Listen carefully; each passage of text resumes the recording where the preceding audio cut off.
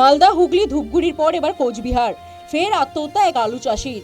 রাজ্যে এবার ব্যাপক আলুর ফলন হয়েছে। ফলন বেশি হলেও দাম পাচ্ছেন না চাষিরা, ফলে মাঠেই পড়ে রয়েছে আলু। তার মধ্যে ভিলেন হয়ে দাঁড়িয়েছে বৃষ্টি। এর জেরে জমিতেই আলু পচে নষ্ট হচ্ছে। কি করে ঋণ শোধ করবে তা নিয়ে দুশ্চিন্তায় ছিল এই আলু চাষি। ক্ষতির দুশ্চিন্তায় এবার গলায় ফাঁস লাগিয়ে আত্মঘাতী হলেন এক আলু চাষি। ঘটনাটি কোচবিহারের মাথাভাঙা 1 নম্বর ব্লকের হাজারহাট গ্রাম পঞ্চায়েতের। মৃতের নাম কৈলাস শীল বর্মা।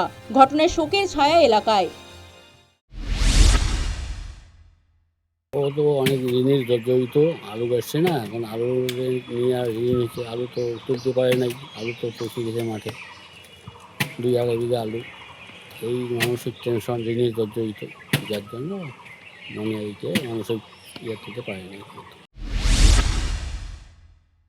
খবর পেয়ে ঘটনাস্থলে যায় মাথাভাঙা থানার পুলিশ। ময়নাতদন্তে পাঠানো হয় মৃতদেহ।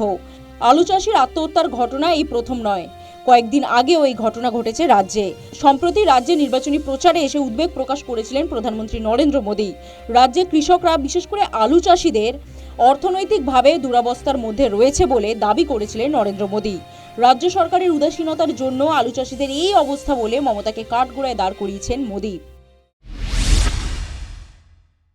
आज बंगाल के किसान की हालत भी किसी से छिपी नहीं है। मुझे बताया गया है कि 2-3 दिन पहले ही चंद्रकोना में हमारे एक आलू किसान ने खुदकुशी कर ली है, आत्महत्या कर ली है। पश्चिमी मिदनापुर से हुगली और बर्धमान तक किसानों से झूठे वायदे और सरकारी खरीद में घोटाला ही ये टीएमसी सरकार की पहचान बन गया है।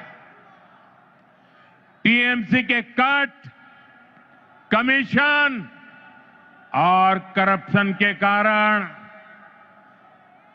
गंदी राजनीति के लिए किसानों की जिंदगी से, गरीबों और मध्यम वर्ग की जिंदगी से, माताओं बहनों की सुरक्षा से खिलवाड़ किया जा रहा है। শুক্রবার নির্বাচনী প্রচারে অভিষেক বন্দ্যোপাধ্যায় আলু চাষিদের সংকট নিয়ে সোচ্চার হন। রাজ্যে আলু ফলন ভালো হয়েছে। কেন্দ্রীয় সরকার সার, ইউরিয়ার দাম বাড়ানোয় চাষিরা সংকটে পড়েছে বলে অভিযোগ করেন তৃণমূলের সর্বভারতীয় সাধারণ সম্পাদক অভিষেক বন্দ্যোপাধ্যায়। আলু চাষের ক্ষেত্রে আজকে সারের দাম, ইউরিয়ার দাম কে বাড়িয়েছে? আগের বছরের তুলনায় 20%, 30% দাম বাড়িয়েছে কেন্দ্র সরকার। যে বস্তাটা 9 টাকা দাম ছিল, আজকে সে বস্তাটার 25 টাকা, 28 টাকা, 22 টাকা দাম করেছে। আর লোকেরা আসছে বিহার, ইউপি থেকে বস্তা বিক্রি করতে। এর দায় কার? জনবিরোধী মোদী সরকারের। এদেরকে হারান, আপনার আলু চাষের ক্ষেত্রে আপনার খরচাও কমবে, আর আলু সংরক্ষণের ক্ষেত্রে আপনি সুযোগও পাবেন, এবং আগামী দিন সরকার আরো বেশি দামে আলু কিনবে, আমি কথা দিয়ে যাচ্ছি। ক্ষতির আশঙ্কায় আলু চাষিদের আত্মঘাতীর দায় কার? শুধু বীমা করে এই সমস্যার সমাধান কি করা যাবে? শুধু উন্নয়নের পাঁচালীই নয়, আলু চাষিদের স্বার্থে রাজ্য সরকার কেন কোনো পদক্ষেপ করছেন না, উঠছে প্রশ্ন। News time.